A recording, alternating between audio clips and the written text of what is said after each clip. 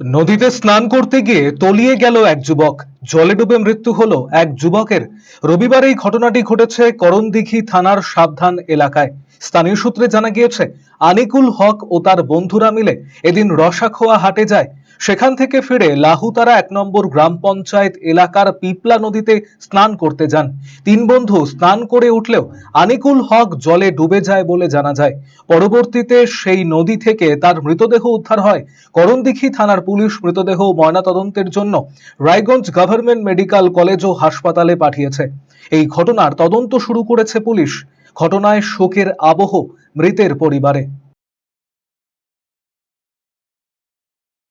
আসলে 4টা ওরা বন্ধু বান্ধব নিয়ে রাসাও গেছিল, কোথায় একটা কাজ থেকে এসে নদীতে স্নান করতে গেছিলো।